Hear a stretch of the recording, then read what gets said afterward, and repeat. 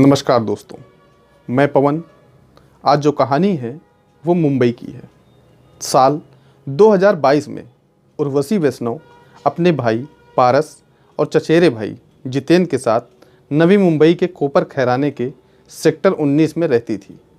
27 साल की उर्वशी मूल रूप से राजस्थान के बूंदी जिले की दयानंद कॉलोनी की रहने वाली थी, लेकिन पिछले 7 सालों से वो अपने भाइयों के साथ नवी मुंबई में ही रह रही थी।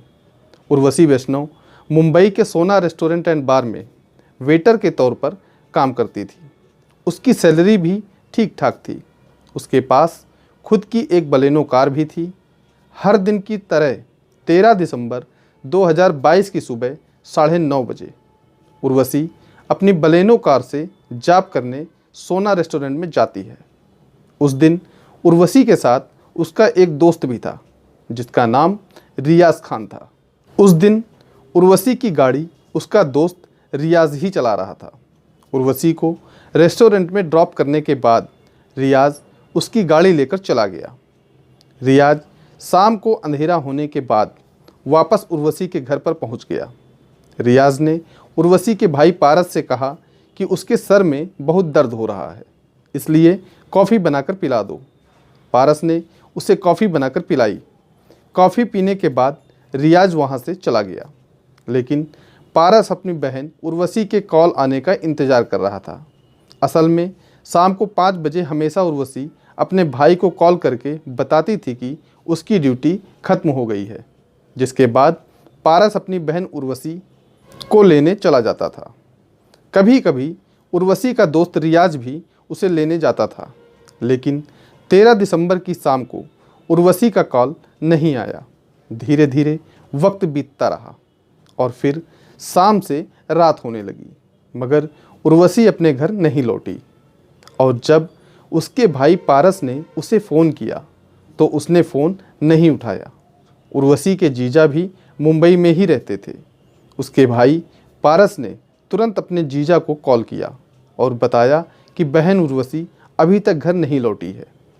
इस बात का पता चलते ही उसके जीजा भी पारस के पास पहुंच गए।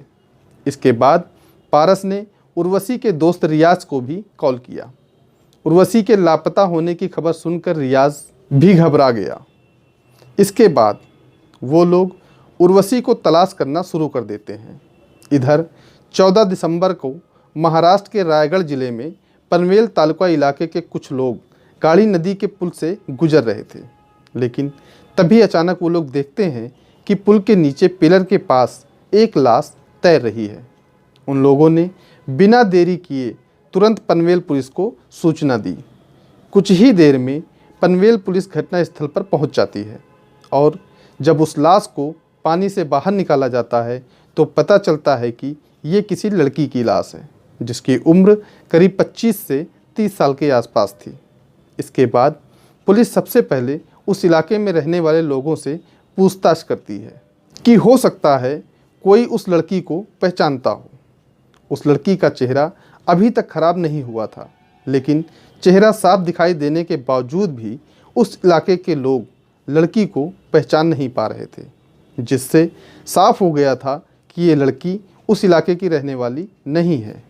पुलिस ने अंदाज़ा लगाया कि या तो लड़की की लाश पानी में तैरकर वहाँ तक पहुँची थी या फिर किसी ने उसे वहाँ लाकर पानी में फेंका था।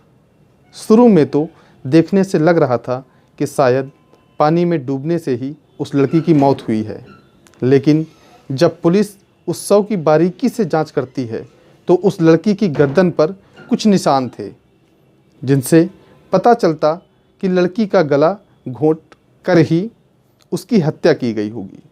शुरुआती जांच में के बाद पनवेल पुलिस उस लड़की के शव को पोस्टमार्टम के लिए हॉस्पिटल भेज देती है, लेकिन अजीब बात ये थी कि उस लड़की के पास से पुलिस को कुछ भी नहीं मिला था।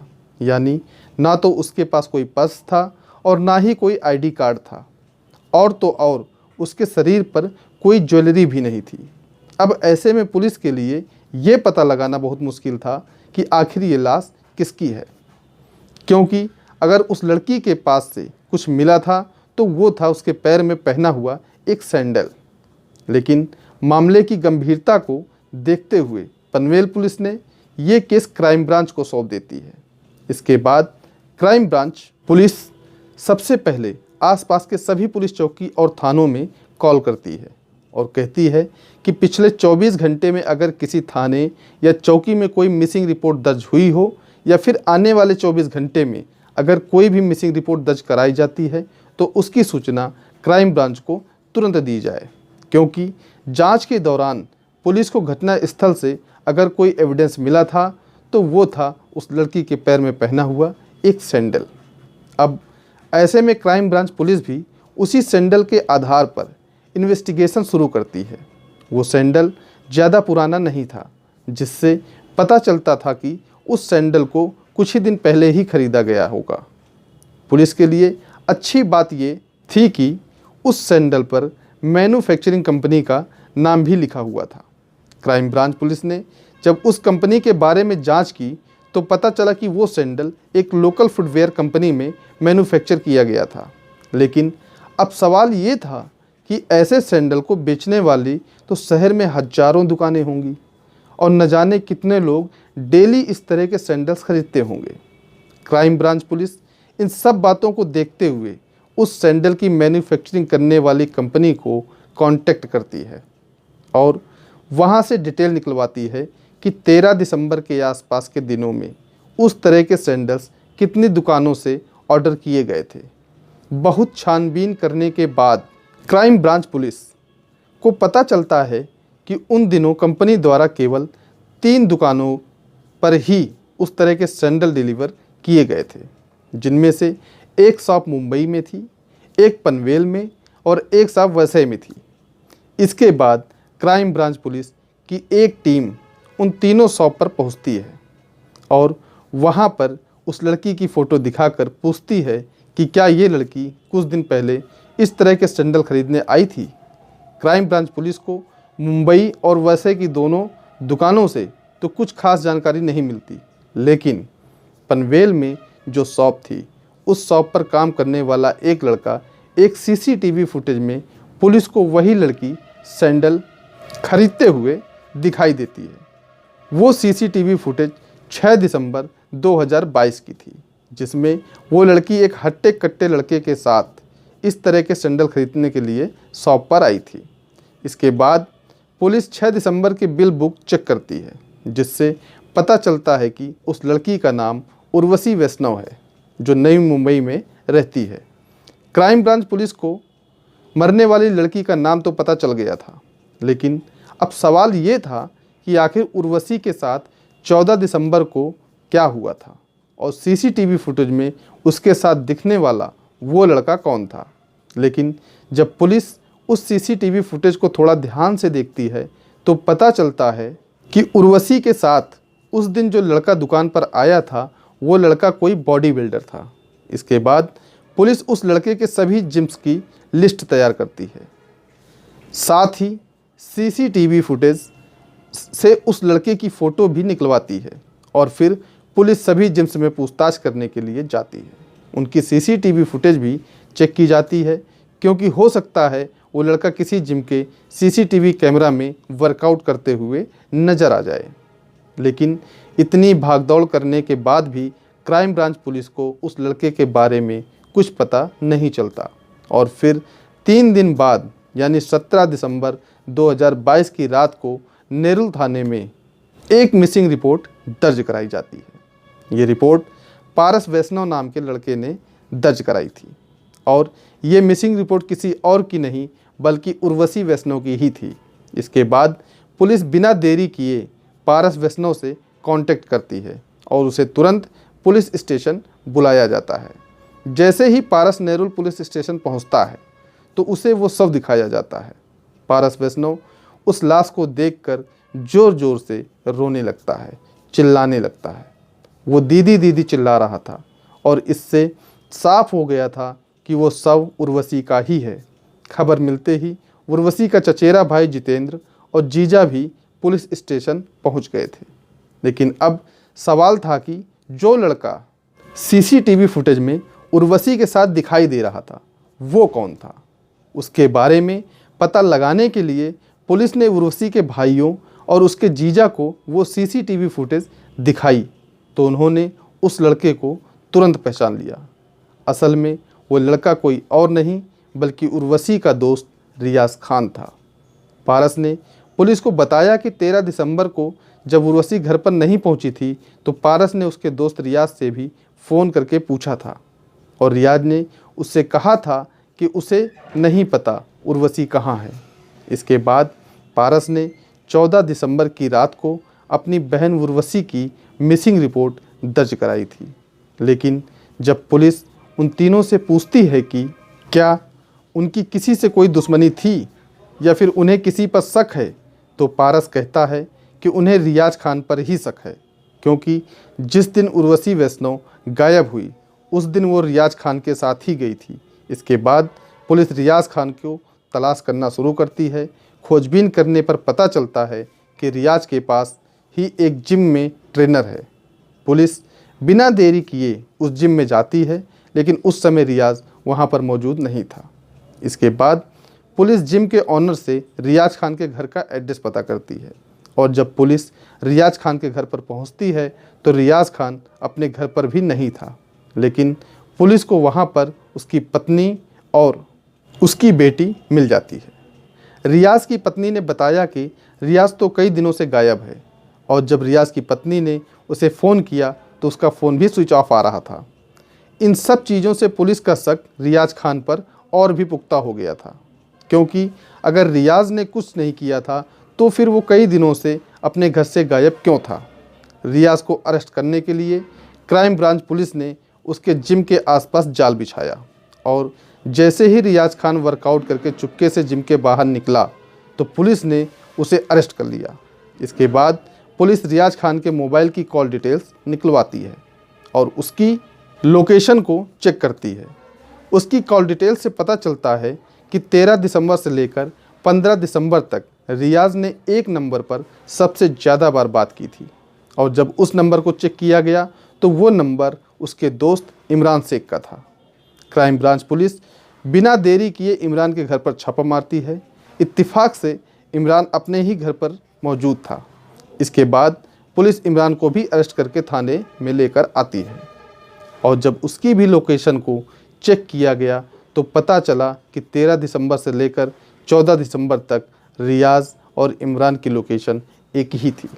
लेकिन सबसे अहम बात ये थी कि उस समय उर्वशी की लोकेशन भी उन दोनों के साथ ही थी और इससे साफ हो गया था कि 13 और 14 दिसंबर के आसपास इमरान शेख, रियाज खान और उर्वशी वैष्णव वो तीनों एक साथ ही थे। इसी बीच उर्वशी की पोस्टमार्टम रिपोर्ट भी आ जाती है, जिससे पता चलता है कि उर्वशी की मौत पानी में डूबने से नहीं बल्कि गला दबाने से हुई थी। उसकी गर्दन पर किसी रस्सी या दुपट्टे का निशान भी था, यानी पहले उर्वशी का गला घोटा गया था। हालांकि उर्वशी ने खुद को बचाने की कोशिश की थी, जिसकी वजह से उसके शरीर पर भी चोट आई थी, लेकिन उसकी मौत दम घुटने के कारण हुई थी, जिसके बाद उर्वशी को पानी में फेंक दिया गया था। अब पुलिस इमरान और रियाज से पूछताछ करती है, मगर वो दोनों कुछ भी बताने के लिए तैयार नहीं थे।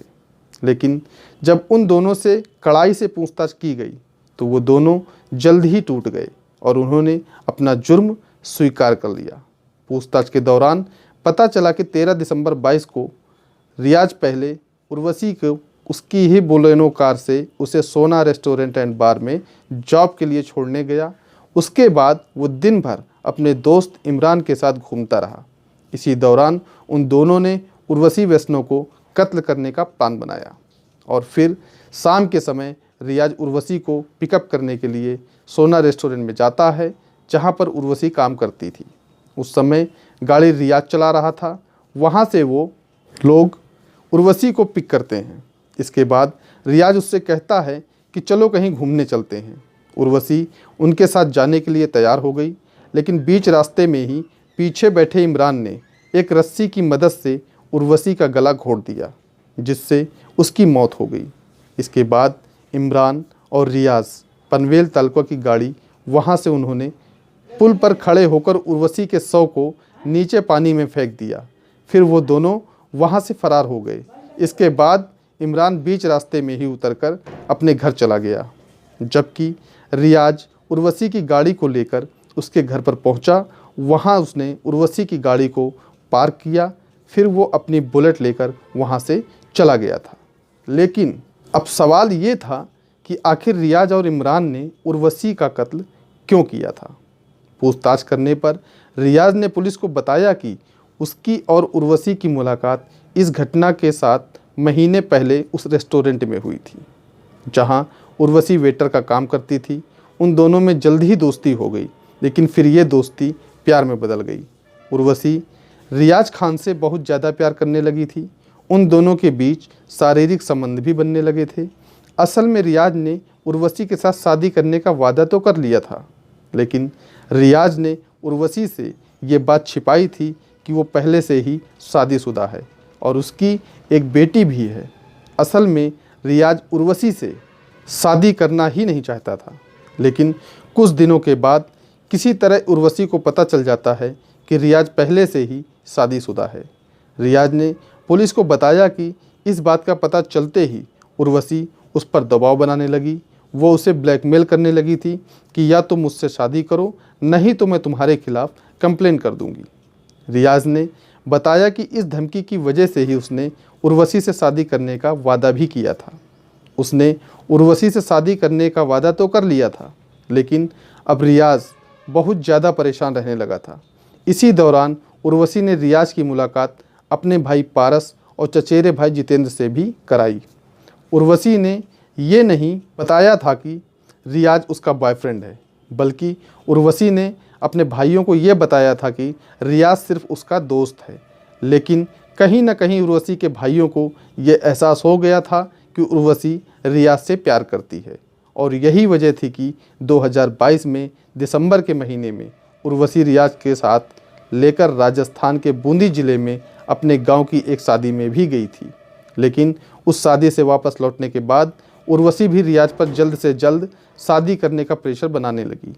अब रियाज बुरी तरह से फंस चुका था, क्योंकि ना तो वो अपनी पहली पत्नी को छोड़ सकता था और ना ही वो उर्वशी के साथ शादी करना चाहता था।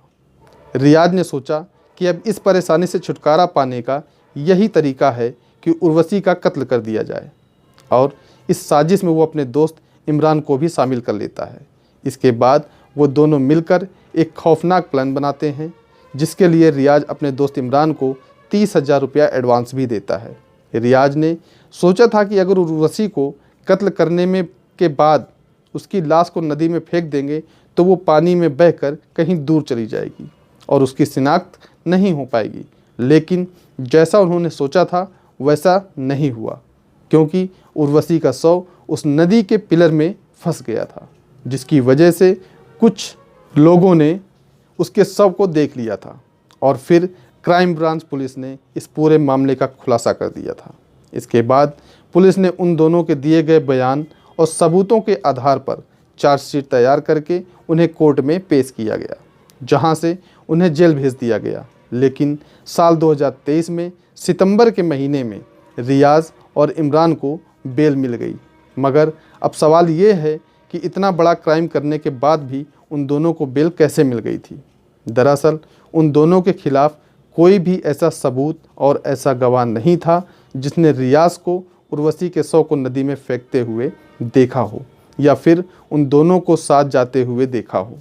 और यही वजह थी कि लेस ऑफ एविडेंस यानी सबूतों की कमी के कारण रियाज और क्राइम को बेल मिल गई। हालांकि ये मामला अभी भी कोर्ट में चल रहा है और हो सकता है आगे चलकर उन्हें सज़ा भी सुनाई जाए, लेकिन इस घटना से ये सीख ज़रूर मिलती है कि किसी के साथ रिलेशनशिप में आने से पहले थोड़ा वक्त लें, थोड़ा ठहरें, क्योंकि आप जिस व्यक्ति के साथ रिलेशन में जा रहे हो आपको उसके बैकग्राउंड और उसके नेचर के बारे में अच्छे से पता चल सके, ताकि भविष्य में फिर कभी कोई ऐसी घटना ना हो। दोस्तों, इस कहानी को सुनाने का उद्देश्य आपका दिल दुखाना नहीं है, आपको परेशान करना नहीं है, बल्कि आपको जागरूक करना है, सचेत करना है। इस वीडियो में अपना कीमती समय देने के लिए आपका धन्यवाद। आप जहां भी रहें सतर्क रहें, स्वस्थ रहें। मिलते हैं फिर किसी नई वीडियो में नई कहानी के साथ। जय हिंद, जय भारत।